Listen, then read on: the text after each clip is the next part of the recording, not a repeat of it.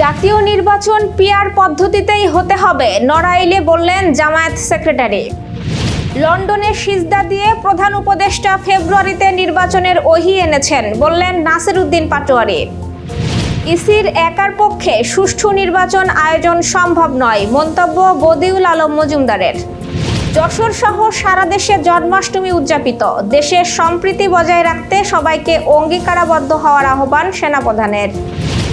জামায়াতের পক্ষ থেকে পাইকগাছার প্রধান সড়ক সংস্কার।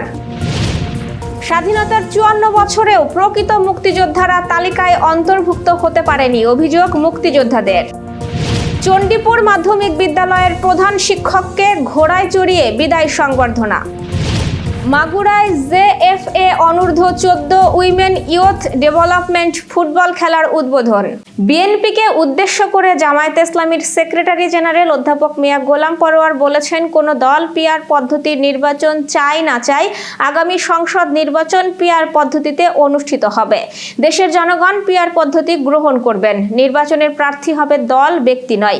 আজ সকালে নড়াইল জেলা পরিষদ মিলনায়তনে জেলা জামায়াতে ইসলামীর লিডারশিপ প্রশিক্ষণের উদ্বোধন শেষে তিনি একথা বলেন। তিনি বলেন, জামায়াতে ইসলামী নতুন করে চাইছে না। আমাদের সাবেক আমির অধ্যাপক গোলাম আজম নির্বাচন অবাধ ও সুষ্ঠু করতে দুটি পদ্ধতির কথা বলে গেছেন। এর মধ্যে একটি তত্ত্বাবধায়ক সরকার, অন্যটি পিআর পদ্ধতির নির্বাচন। বিগত নির্বাচন নিরপেক্ষ করতে তত্ত্বাবধায়ক সরকার যেমন প্রতিষ্ঠিত হয়েছে, তেমনি দলের অংশগ্রহণমূলক নির্বাচন অনুষ্ঠানের লক্ষ্যে পিআর পদ্ধতিও প্রতিষ্ঠিত হবে। আগামী সংসদ নির্বাচন পিআর পদ্ধতিতে অনুষ্ঠিত হবে ইনশাল্লাহ বলে যোগ করেন তিনি। জাতীয় নাগরিক পার্টির মুখ্য সমন্বয়ক নাসির উদ্দিন পাটোয়ারি বিএনপির ভারপ্রাপ্ত চেয়ারম্যান তারেক রহমানের দিকে ইঙ্গিত করে বলেছেন, ইতিহাস থেকে শিক্ষা না নিলে বিদেশে অনলাইনে পড়ে থাকতে হবে। আজ রাজধানীর বাংলা মোটরে জুলাই সনদ বাস্তবায়নে গণপরিষদ নির্বাচন শীর্ষক এক আলোচনা সভায় একথা বলেন তিনি আরো বলেন, লন্ডনের সিজদা দিয়ে প্রধান উপদেষ্টা ফেব্রুয়ারিতে নির্বাচনের ওহী এনেছেন। নির্বাচন হলে গণপরিষদ নির্বাচনই আগে দিতে হবে। বর্তমান সংকটের একমাত্র পথ এটি। এনসিপি নতুন একটি সংবিধানের জন্য মাঠে নেমেছে।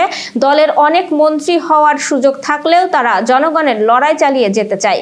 এ সময় কোনো দুর্নীতির অভিযোগ প্রমাণিত হলে আর জনসম্মুখে আসবে না বলেও মন্তব্য করেন তিনি।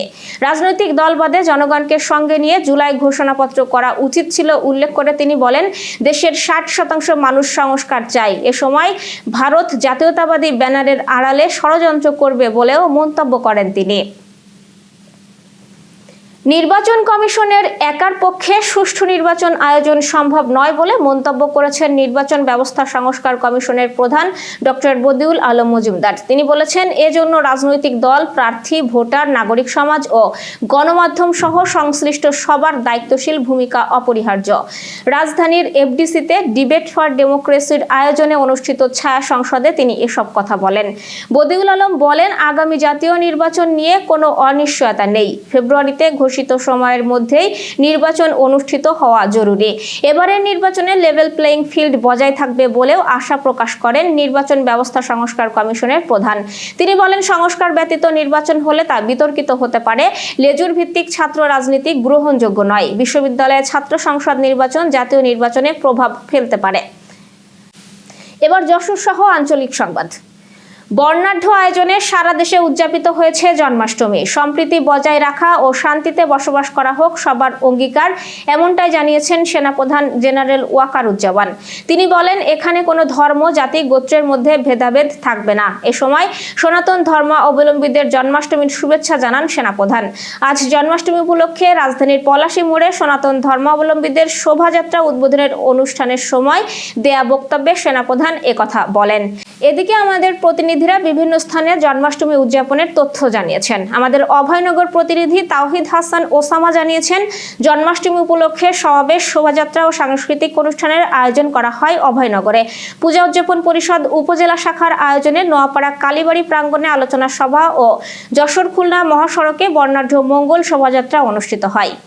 মাগুরা প্রতিনিধি লিটন ঘোষ জানিয়েছেন, নিজ নান্দুয়ালী নিতাই গৌর সেবা আশ্রম থেকে জেলা জন্মাষ্টমী উদযাপন কমিটির আয়োজনে বর্ণাঢ্য শোভাযাত্রা নতুন বাজার শহর কালীবাড়ি হয়ে চৌরাঙ্গি মোড়, সৈয়দ আতর আলী সড়ক দিয়ে ঢাকা রোড হয়ে সাত দোয়া ন্যাংটা বাবা আশ্রমে শেষ হয়।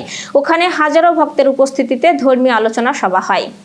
সাতক্ষীরা পাটকেলঘাটা প্রতিনিধি আশরাফ আলী জানিয়েছেন, পাটকেলেশ্বরী তীর্থক্ষেত্রের আয়োজনে দিনটি উপলক্ষে বর্ণাঢ্য শোভাযাত্রা, আলোচনা সভা অনুষ্ঠিত হয়েছে। অনুষ্ঠানমালার উদ্বোধন ঘোষণা করেন তালা উপজেলা নির্বাহী কর্মকর্তা দীপারানী সরকার।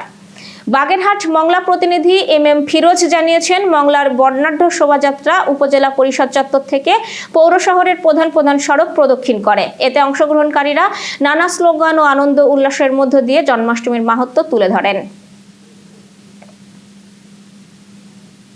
জামায়াত ইসলামীর পক্ষ থেকে পাইকগাছা খুলনা প্রধান সড়কের 0 পয়েন্টস্থ ক্ষতিগ্রস্ত রাস্তা সংস্কার করা হয়েছে। আমাদের পাইকগাছা প্রতিনিধি আলাউদ্দিন সোহাগ জানিয়েছেন, আজ জামায়াত ইসলামীর কেন্দ্রীয় কর্মপরিষদ সদস্য ও খুলনা 6 আসনের মনোনীত প্রার্থী আলহাজ মাওলানা আবুল কালাম আজাদ এই সংস্কার কাজের উদ্বোধন করেন। উপজেলা জামায়াতের আমির মাওলানা সাইদুর রহমানের সভাপতিত্বে এ সময় অন্যান্যের মধ্যে উপস্থিত ছিলেন জেলা জামায়াতের সিনিয়র নায়েবে আমির মাওলানা গোলাম সরোয়ার সহ অন্যরা। বাগেরহাটের মোরেলগঞ্জ উপজেলার মুক্তিযোদ্ধা সংসদ কমান্ড কাউন্সিলের নবগঠিত আহ্বায়ক কমিটির নেতৃবৃন্দ প্রেস ক্লাবের সাংবাদিকদের সাথে মতবিনিময় করেছেন। আমাদের প্রতিনিধি গণেশ পাল জানিয়েছেন, সভা আহ্বায়ক বীর মুক্তিযোদ্ধা শাহ আলম বাবুল বলেছেন, স্বাধীনতার 54 বছরেও প্রকৃত মুক্তিযোদ্ধার তালিকায় অন্তর্ভুক্ত হতে পারেনি। বিগত সরকারের আমলে দলীয় প্রভাবে মুক্তিযোদ্ধাদেরকে তালিকায় নাম রাখা হয়েছে, তাদেরকে ভাতা সহ সকল প্রকার সুযোগ সুবিধা দেওয়া হয়েছে। প্রকৃত মুক্তিযোদ্ধা হয়েছে বঞ্চিত। অবিলম্বে সঠিক তদন্তের মাধ্যমে নতুন করে যাচাই বাছাই করে বাদ পড়া প্রকৃত মুক্তিযোদ্ধাদের তালিকায় অন্তর্ভুক্ত করার জোর দাবি জানান তিনি। আজকের দিনটি ছিল যশোরের বাঘারপাড়া উপজেলার চণ্ডীপুর মাধ্যমিক বিদ্যালয়ের প্রতিষ্ঠাকালীন প্রধান শিক্ষক আব্দুর রাজ্জাকের জীবনের এক বিশেষ মুহূর্ত। প্রায় 31 বছরের কর্মজীবন শেষে অবসরে যাওয়ার শিক্ষার্থী, সহকর্মী ও এলাকাবাসী তাকে স্মরণীয় বিদায় জানিয়েছে। সকালেই প্রাক্তন শিক্ষার্থীরা মোটরসাইকেল বহন নিয়ে এসে ফুলেল শুভেচ্ছায় তাকে বিদ্যালয়ে নিয়ে যান। সেখানে শত শত শিক্ষার্থী প্রিয় শিক্ষককে বরণ করে। সংবর্ধনা অনুষ্ঠানে প্রধান অতিথি ছিলেন বিএনপির কেন্দ্রীয় নির্বাহী সদস্য ইঞ্জিনিয়ার টি.এস. আইয়ুব। বক্তৃতায় সহকর্মী ও শিক্ষার্থীরা রাজ্জাকের সততা, ন্যায়নিষ্ঠা ও শিক্ষার্থীদের প্রতি স্নেহের কথা তুলে ধরেন। আব্দুর রাজ্জাক আবেগঘন কণ্ঠে বলেন, আমার ছাত্ররা আমাকে কতটা ভালোবাসে, আজকের আয়োজন তার প্রমাণ। অনুষ্ঠান শেষে শোভাযাত্রায় তাকে ঘোড়ার পিঠে করে বাড়ি পৌঁছে দেওয়া হয়। 1995 সাল থেকে প্রধান শিক্ষক হিসেবে দায়িত্ব পালন করে তিনি প্রতিষ্ঠানকে উপজেলার শ্রেষ্ঠ বিদ্যালয় রূপ দেন এবং 2 বার শ্রেষ্ঠ প্রধান শিক্ষক নির্বাচিত হন। মাগুরায় জেএফএ অনূর্ধ্ব 14 women youth development programme football টুর্নামেন্টের উদ্বোধন করেছেন জেলা প্রশাসক ওহিদুল ইসলাম।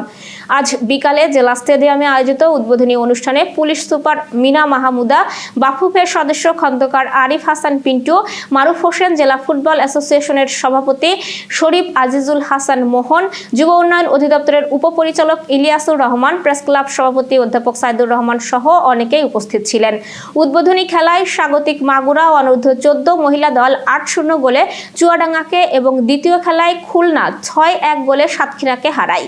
জাপান ফুটবল অ্যাসোসিয়েশনের সহযোগিতায় আয়োজিত এই টুর্নামেন্টে মাগুরা সহ 6 জেলা অংশ নিচ্ছে। 4 দিনব্যাপী এই প্রতিযোগিতার ফাইনাল অনুষ্ঠিত হবে 19 আগস্ট।